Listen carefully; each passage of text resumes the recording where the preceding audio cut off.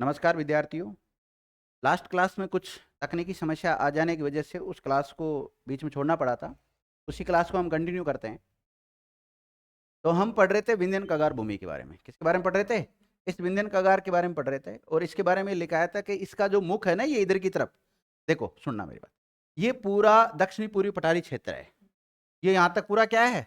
दक्षिणी पूर्वी पठारी क्षेत्र है। इसका जो ये मुख है ना, ये वाला, ये जो मुख है, या फिर इसको हम कह सकते हैं विंध्यन कगार। क्या कह सकते हैं? विंध्यन कगार। तो इसका ये जो मुख है, ये दो नदियों को अलग करने का काम करता है, बनास और चंबल नदियों को। तो आपने यही लिखा होगा, क्या लिखा था लास्ट? इस नदी का मुख बनास और चंबल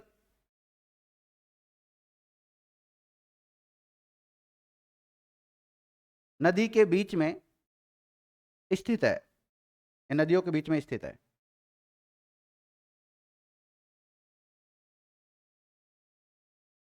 अब देखो, अगर हम इसमें देखें तो चंबल चंबल इस तरफ है, चंबल इस तरफ है और बनास इस तरफ है, ध्यान रखना। तो चंबल का कौन से हिस्से में है? ये पश्चिमी हिस्से में, लिखिएगा। और सुनना, चंबल नदी इधर से बहती हूं, तो चंबल का कौन सा तट कहलाएगा? इधर वाला, बायां तट। चंबल जैसे यूं बह रही है, तो चंबल का कौन सा तट कहलाएगा? इधर की तरफ वाला, बायां। तो चंबल के बाएं तट पर दिखाई देते हैं ये कगार। विंध्यन कगार आपको कहां दिखाई देगा? चंबल के बाएं किनारे पर दिखाई देता है, लिखिएगा। चंबल नदी के बाएं किनारे पर, कौन से किनारे पर? बाएं किनारे पर तीव्र ढाल वाले, जैसे पहाड़ दिखते हैं बड़े बड़े, है ना, तीव्र ढाल वाले कगार दिखाई देते हैं, जिनकी ऊंचाई 350 से 550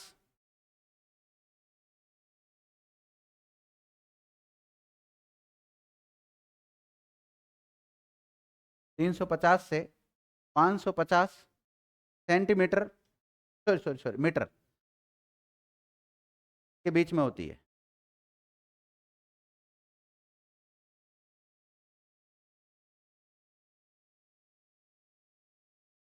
देख लिया?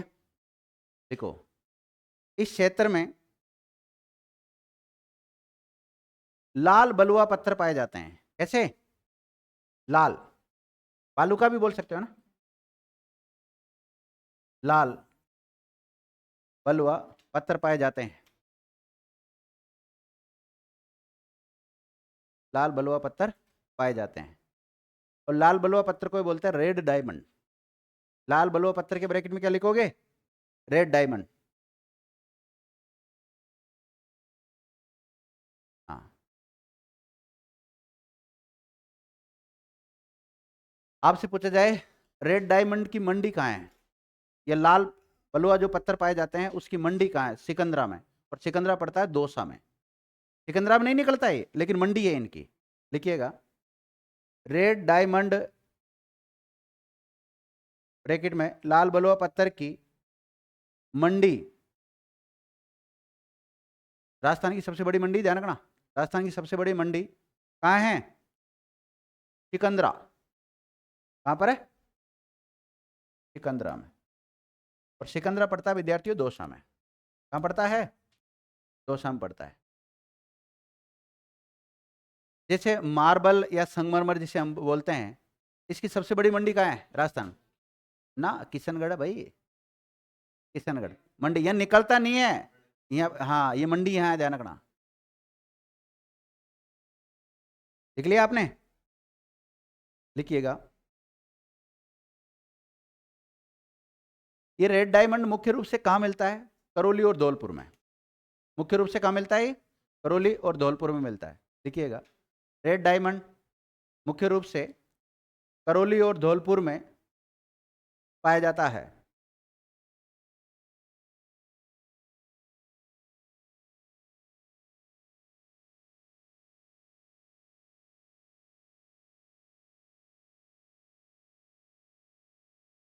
लेकिन केवल कभी एक जिले का नाम बताना हो, रेड डायमंड एक जिले का नाम बताओ, तो उस जिले का नाम आएगा धौलपुर। कौन सा आएगा? धौलपुर आएगा, ध्यान रखना, धौलपुर आएगा। एक जिले का नाम पूछे तो धौलपुर। और विंध्यन कगार कौन से जिलों में फैला हुआ है? 3 जिले बताने हैं आपको। ठीक है, देखो, अब ये जो विंध्यन कगार वाला क्षेत्र है ना, इसमें कुछ पहाड़ियाँ पाई जाती है, उनको रंगीन पहाड़ियाँ कहते हैं। क्या कहते हैं? रंगीन पहाड़ियाँ। और वो रंगीन पहाड़ियाँ पाई जाती है सवाई माधोपुर में। कहाँ पे पाई जाती है? सवाई माधोपुर में। तो लिखो रंगीन पहाड़ियाँ, रंगीन पहाड़ियाँ। हाँ, इसी का ही पार्ट है ये। जो विंध्यन कगार भूमि पढ़ रहे हैं ना हम, इसी में छोटा सा पॉइंट लिख लो, रंगीन पहाड़ियाँ।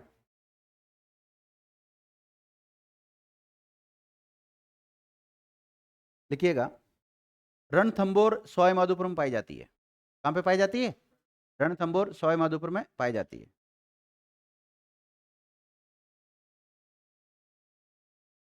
देखो, विंध्यन कगार का जो मुख है, विंध्यन कगार का जो मुख है, आगे का भाग है, वो कौन सी 2 नदियों को अलग करता है? चंबल और बनास बेसिन को अलग करता है। करता है कि नहीं करता दोनों को? ओके। ये जो रणथंबोर जो लोकेशन है, वो ऐसी लोकेशन है जहां पर विंध्यन पर्वतमाला और अरावली पर्वतमाला आकर मिलती है। नोट है। 3 कौन सी बताओ?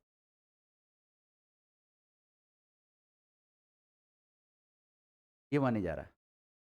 ये तो कगार जा रहा है, यहां से तो कगार जा रहा है आगे।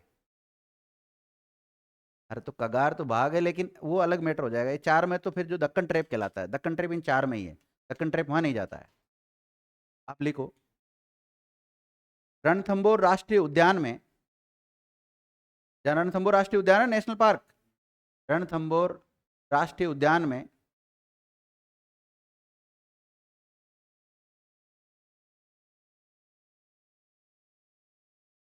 रणथंबोर राष्ट्रीय उद्यान में, रणथंबोर राष्ट्रीय उद्यान ब्रैकेट में सवाई माधोपुर लिख लेना। अरावली पर्वतमाला,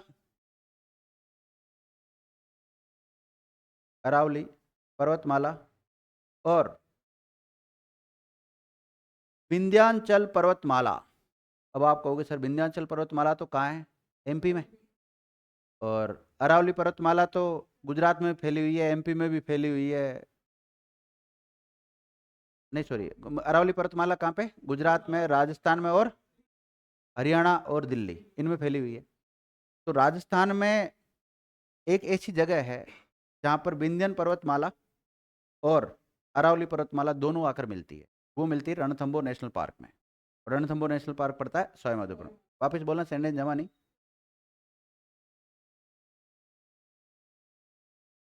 पर्वतमालाएं आकर मिलती है, अर्थात इनका संगम है।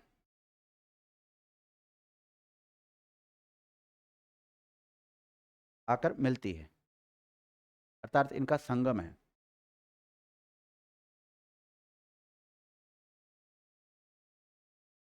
देख लिया? अब जो ये क्षेत्र है ना, इसको हम संक्रांति प्रदेश भी कहते हैं। मतलब इसमें एक प्रदेश है जिसको क्या बोलते हैं? संक्रांति प्रदेश।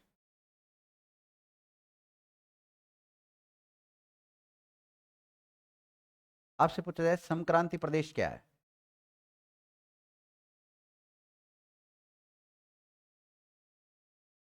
बताओ, संक्रांति प्रदेश क्या है? नकराबाग नहीं। देखो,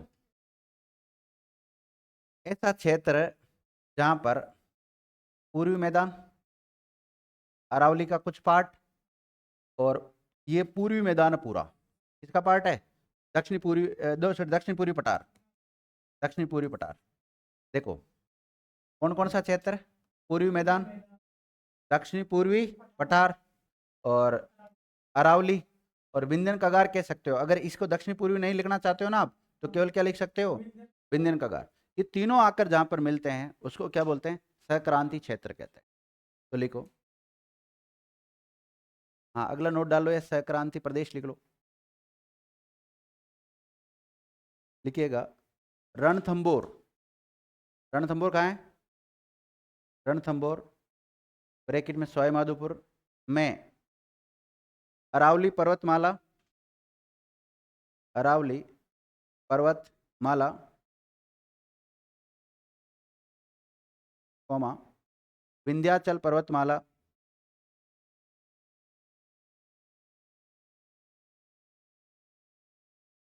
विंध्याचल पर्वतमाला, कॉमा राजस्थान का पूर्वी मैदानी प्रदेश, राजस्थान का पूर्वी मैदानी प्रदेश का संगम होता है, उसे ही दक्कन, सॉरी, उसे ही संक्रांति प्रदेश कहते हैं, उसे ही संक्रांति प्रदेश कहते हैं।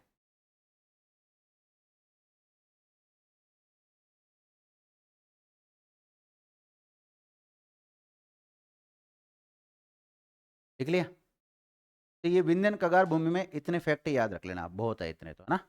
2-3 लाइन की जगह छोड़ देना। और दूसरा डालो हेडिंग, दक्कन का लावा ट्रैप महाराष्ट्र। कहाँ का हिस्सा है वो? तो महाराष्ट्र का है, लेकिन उसके कुछ अवशेष हमें कहाँ दिखाई देते हैं? राजस्थान में दिखाई देते हैं, हाड़ौती क्षेत्र में दिखाई। तो दक्कन का लावा ट्रैप लिख लो आप,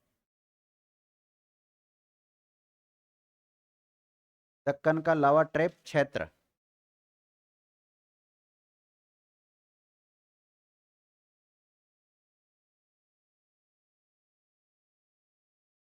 देखो ये कंप्लीट पढ़ चुके हैं मैंने इसके बारे में, ये पढ़ लिया, बारे में पढ़ेंगे, ठीक है? अब देखिए, ये जो दक्कन का लावा ट्रैप है, ये क्या है पूरा?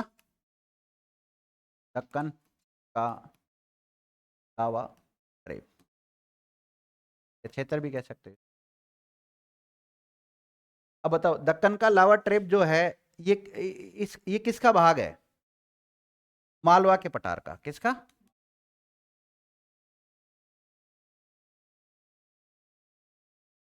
बोलो बोलो बोलो बोलो बोलो।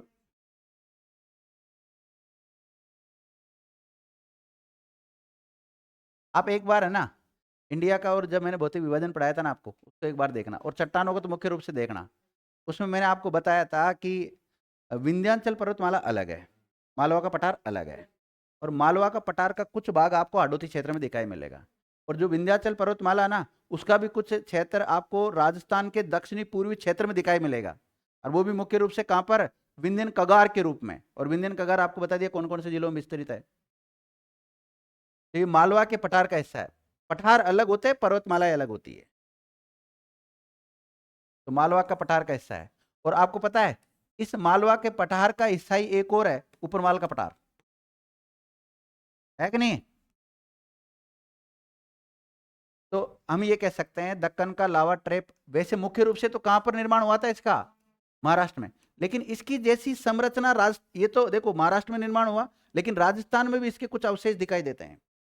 और राजस्थान में कहां पर दिखाई देते हैं? ये 4 जिलों में दिखाई देते हैं मुख्य रूप से। 4 जिले कौन से? लेकिन अप्रत्यक्ष रूप से इसका जो विस्तार है, ये हमें कहां पर दिखाई देता है? भीलवाड़ा और चित्तौड़ में भी दिखाई देता है। इसके अलावा एमपी में भी दिखाई देता है इसका कुछ भाग, लेकिन एमपी तो हम पढ़ ही नहीं रहे, हम तो राजस्थान पढ़ रहे हैं। तो राजस्थान में हमें 4 जिलों का पता होना चाहिए, और अप्रत्यक्ष रूप से 2 जिले का नाम और याद रख लेंगे। तो मालवा का पठार और ऊपरमाल का पठार बनकर ही एक प्रकार से क्या बनता है? हाड़ौती का पठार बन जाता है। हाड़ौती का पठार क्यों कहते हैं इसको?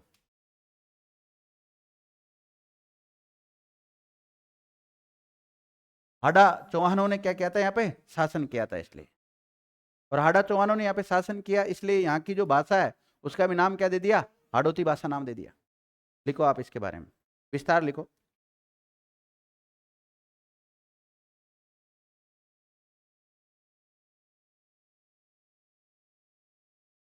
लिखो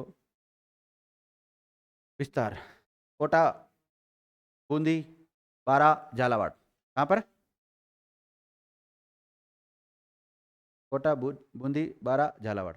और इन चारों को मिलाकर हम बोलेंगे हाड़ौती का पठार। क्या बोलेंगे? हाड़ौती का पठार। और भीलवाड़ा और चित्तौड़, भीलवाड़ा और चित्तौड़, इसको बोलेंगे हम ऊपरमाल का पठार। भीलवाड़ा और चित्तौड़ के बीच में फैला हुआ है। और भीलवाड़ा का अगर प्रॉपर लोकेशन पूछे तो बिजोलिया, और चित्तौड़ की पूछे तो इनके बीच का क्षेत्र।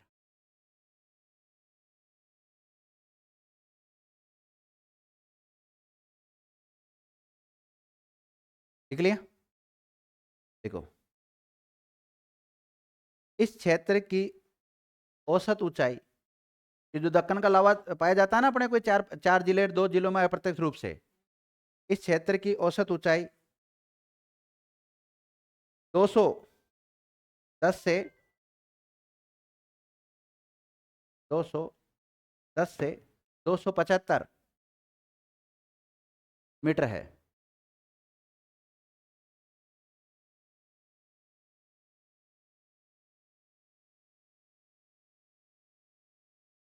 अब देखो,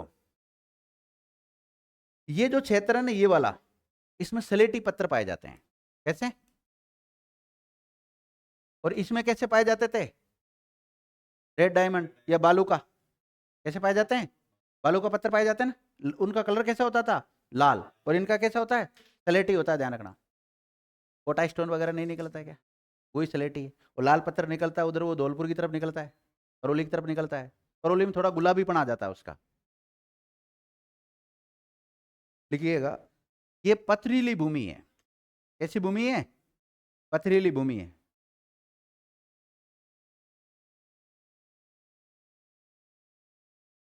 देखो, इस क्षेत्र में चंबल तथा उसकी सहायक नदियां प्रवाहित होती है।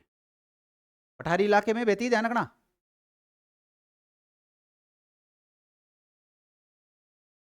चंबल और उसकी सहायक नदियां प्रवाहित होती है।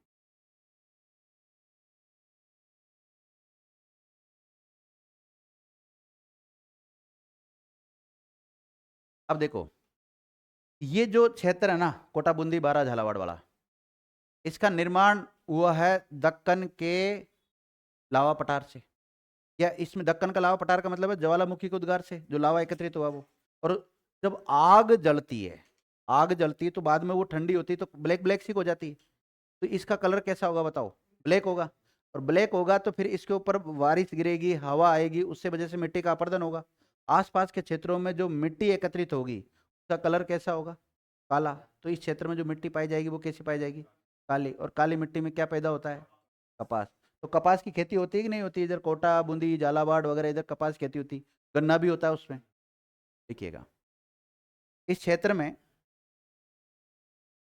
गन्ना, चावल, कपास, अफीम, जौ, चना इत्यादि की खेती की जाती है। गन्ना, चावल, कपास, अफीम, जौ, चना, गेहूं इत्यादि की।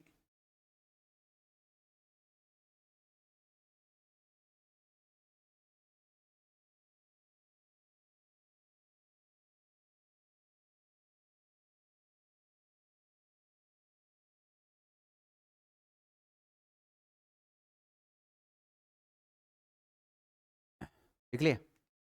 अब देखो, जो ये क्षेत्र पड़ रहे हैं हम दक्कन का लावा ट्रेप, इसमें 2 पठार आते हैं, आड़ोती का पठार, उपरमाल का पठार। अब ये जो इस क्षेत्र को हम 5 उपभागों में बांट सकते हैं। कितने भागों में बांट सकते हैं? लिखिएगा, इस क्षेत्र को 5 धरातलीय उप प्रदेशों में विभाजित किया जा सकता है। 5 धरातलीय उप प्रदेशों में विभाजित किया जा सकता है। पहला, अर्ध चंद्राकार पर्वत श्रेणियां।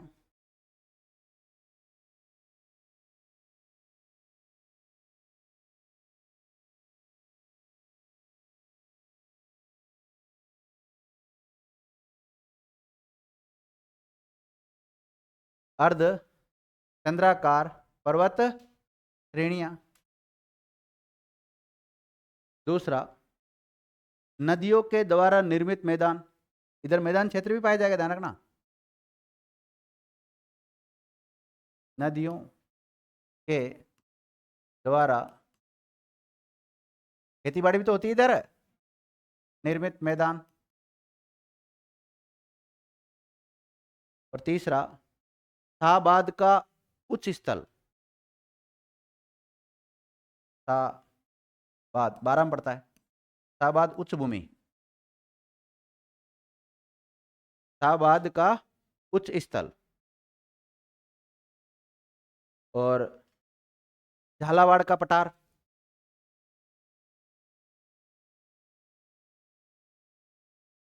कौन सा? झालावाड़ का पठार। और पांचवा डग गंगधार,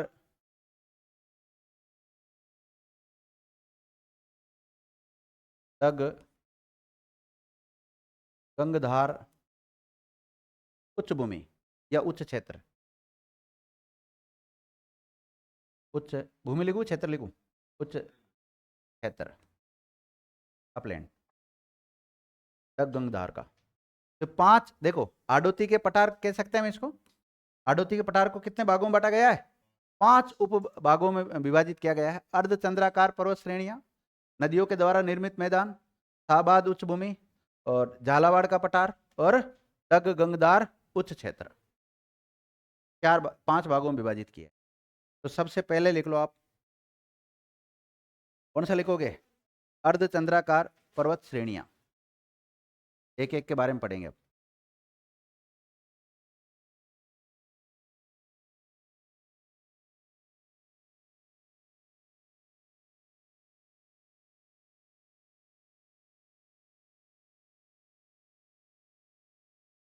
थोड़ा थोड़ा समझ में तो आ रहा है? थोड़े याद करने पड़ेंगे बस ये फैक्ट। लिखिएगा। लिख लिया अर्धचंद्राकार पर्वत श्रेणियां? लिखो लिखो। इसको 2 भागों में विभाजित किया गया है। आप डायरेक्ट फैक्ट ही लिखो। इसको भी 2 भागों में विभाजित किया गया है। बूंदी की पहाड़ियां, कौन सी?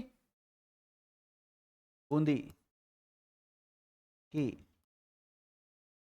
पहाड़ियां, और दूसरा मुकंदरा हिल्स, मुकंदरा की पहाड़ियां ना,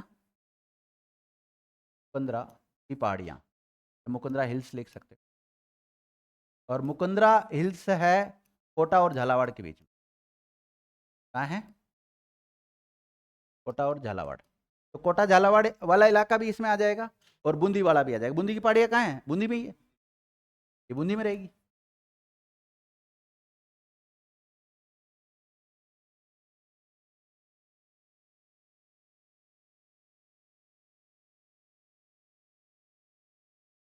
लिख लिया? एक एक को पढ़ा दूं? लिखो। बूंदी की पहाड़ियां। देखो पहला, बूंदी की पहाड़ियां।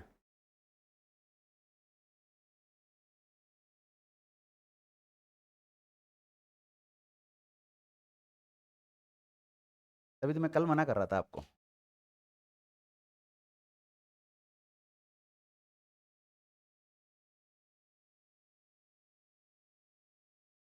बूंदी की पहाड़ियां देखिएगा। ये पर्वत श्रेणी, यह पर्वत श्रेणी 96 किलोमीटर लंबी है।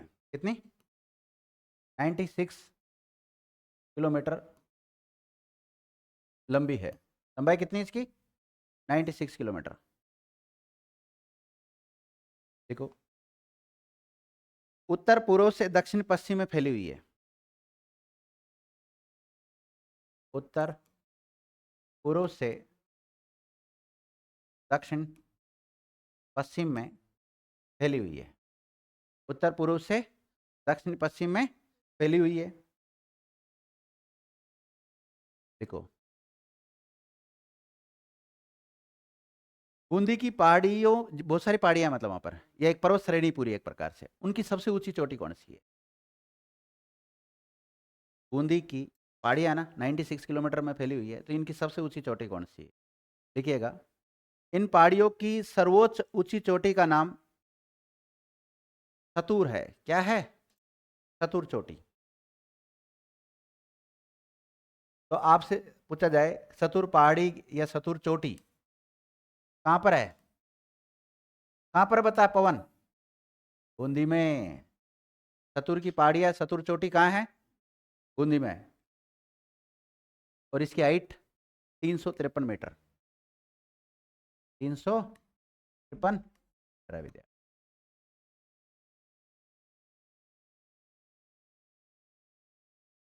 अब जब आप अरावली पर्वतमाला पढ़ते हैं, वो तो एक अलग ही भौतिक प्रदेश है, लेकिन उसमें कई छोटे छोटे निम्न रास्ते भी है, तंग रास्ते भी है। उनको क्या बोलते हैं? दर्रा या नाल कहते हैं। तो ये जो बूंदी की पहाड़ियां हैं, इसमें कुछ दर्रे पाए जाते हैं। क्या पाए जाते हैं? कुछ दर्रे पाए जाते हैं। उन दर्रों के नाम लिखो। लिखो, इन पहाड़ियों में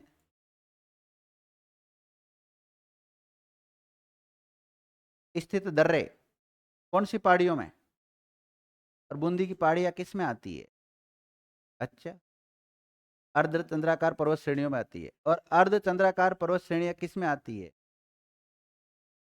ना? हाडोती के पठार में। और हाडोती का पठार खुद किसका हिस्सा है? दक्कन का लावा पठार का हिस्सा है। और जो राजस्थान में दक्कन का लावा क्षेत्र पाया जाता है, वो किसका हिस्सा है?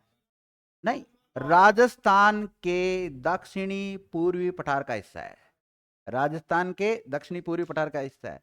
और राजस्थान के दक्षिणी पूर्वी पठार में दो स्थितियां पाई जाती मुख्य रूप से। महाराष्ट्र में जो दक्कन का लावा है, उसका भी कुछ भूमि देखने को मिलती है। और विंध्याचल पर्वतमाला है, उसका भी कुछ क्षेत्र देखने को मिलता है। समझ गए थोड़ा बहुत? नहीं समझे हो तो बार बार देखना, इस वीडियो को समझ जाओगे।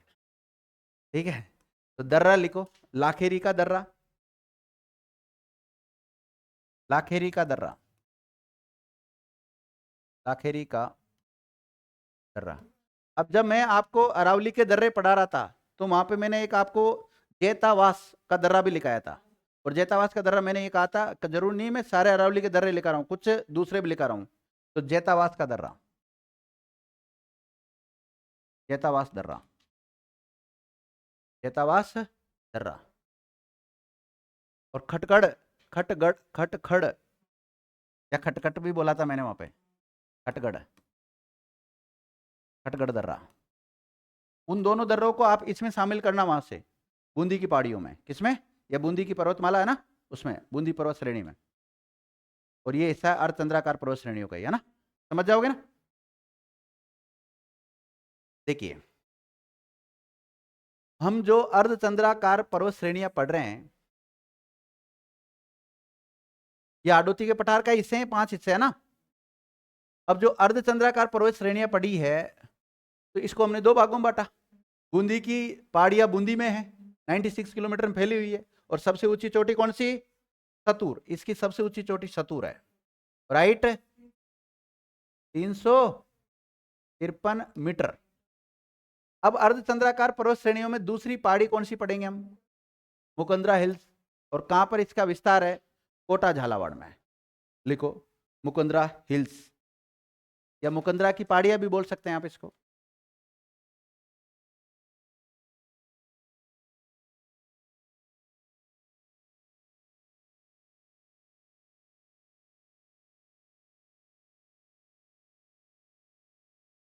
खाने का टाइम तो नहीं हो गया ना तुम्हारा? खाने का टाइम मत कर लेना, गड़बड़ हो जाएगा। देखता हूँ, कोशिश करता हूँ।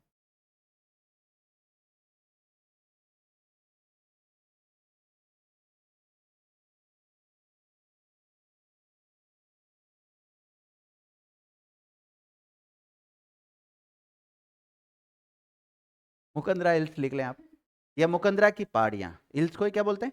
पहाड़ी कहते हैं। मुकंदरा हिल्स या मुकंदरा की पहाड़ियां। विस्तार लिखो, विस्तार कोटा झालावाड़ के बीच में। कहां पर है? कोटा और झालावाड़। ये मुकंदरा की हिल्स से कौन से पठार का भाग है बताओ? हाडोती के पठार का। इसमें तो पढ़ रहे हैं हम, हाडोती के पठार का भाग है। और हाडोती का पठार खुद किसका हिस्सा है? दक्षिणी पूर्वी पठारी क्षेत्र का। राजस्थान का जो चौथा भौतिक भाग है ना, उसका भाग है, ध्यान रखना। लिखो, इसकी आकृति कैसी है बताओ? मुकुंदरा हिल्स की आकृति कैसी है? अर्धचंद्राकार। फिर क्यों अभी अर्धचंद्राकार में तो पढ़ रही है, लिखो इसकी आकृति अर्धचंद्राकार है, अर्धचंद्राकार है। लिख लिया? आपसे पूछा जाए कि मुकुंदरा हिल्स की सबसे ऊंची चोटी, देखो बूंदी की भी इसमें आती है अर्धचंद्राकार में ही। बूंदी की सबसे ऊंची चोटी तो कौन सी थी? सतूर बताई थी मैंने आपको। लेकिन इसकी सबसे ऊंची चोटी कौन सी है? मुकुंदरा हिल्स की सबसे ऊंची चोटी का नाम लिखो, चांदबाड़ी।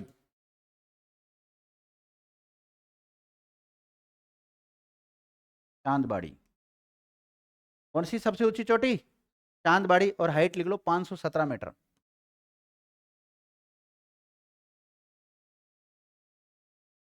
517 मीटर।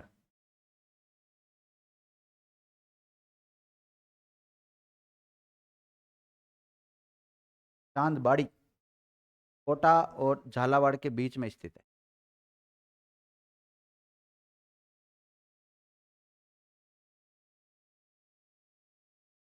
लिख लिया? देखो इसी क्षेत्र में मुकुंदरा राष्ट्रीय उद्यान भी है। इसी क्षेत्र में मुकुंदरा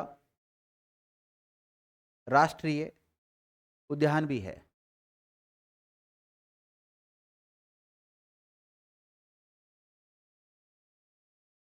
और जिसे राष्ट्रीय उद्यान का दर्जा कब दिया था? 9 जनवरी 2012 को।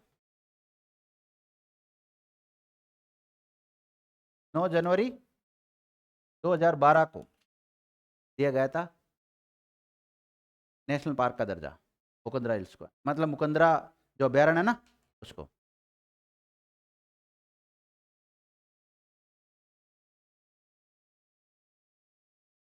बाघ परियोजना कौन कौन सी जगह संचालित है राजस्थान में? बाघ परियोजना, टाइगर प्रोजेक्ट। हाँ,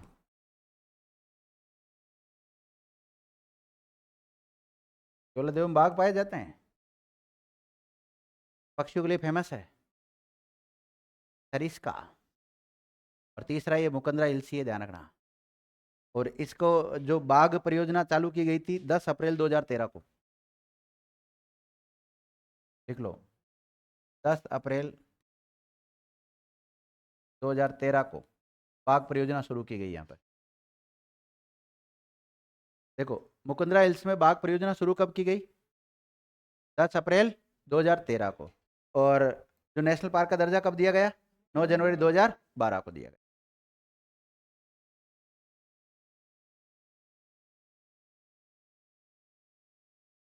देखो ये जो मुकुंदरा हिल्स है ना, इसमें एक महल बना हुआ है जिसका नाम है अबला मिणी का महल। आपसे पूछा जाए अबला मिणी का महल कहाँ है? मुकुंदरा हिल्स में। देखिएगा इस क्षेत्र में ही अबला मिणी का महल बना हुआ है। अबला मिणी का महल बना हुआ है।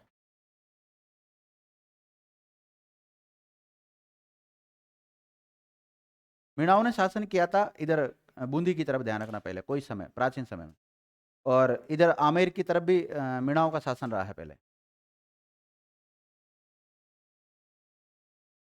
देख लिया? आपसे पूछा जाए दर्रा अभ्यारण्य कहाँ है? दर्रा अभ्यारण्य मुकुंदरा हिल्स में ही है। दर्रा अभ्यारण्य भी यही है। सुनना सुनना सुनना, ये जो अबला मिणी का महल है ना, इसको हाडोती का ताजमहल कहते हैं। अबला मिणी के महल के ब्रैकेट में लिख लेना, इसे हाडोती का ताजमहल भी कहते हैं। आपसे पूछा जाए दर्रा अभ्यारण्य कहाँ है? मुकुंदरा हिल्स में। कहाँ है? मुकुंदरा हिल्स में। और इस दर्रा अभ्यारण्य में आपको पता है एक तोता मिलता है, हीरामन तोता, गागरूनी तोता। लिखाया था ना मैंने पद्मिनी को जब लिखाया था सब। लिखिएगा इसी दर्रा अभ्यारण्य में,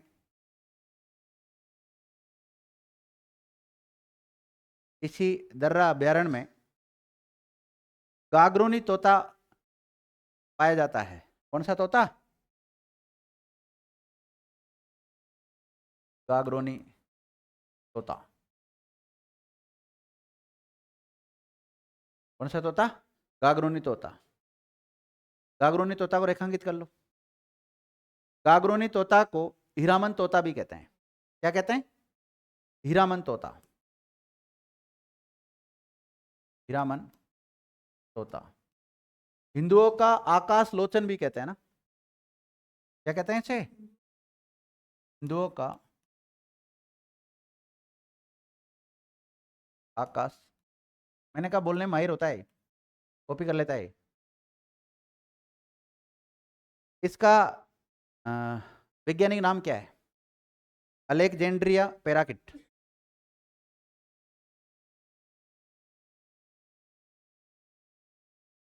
अलेक्जेंड्रिया पेराकिट। हीरामन तोता का वैज्ञानिक नाम क्या है? अलेक्जेंड्रिया पेराकिट।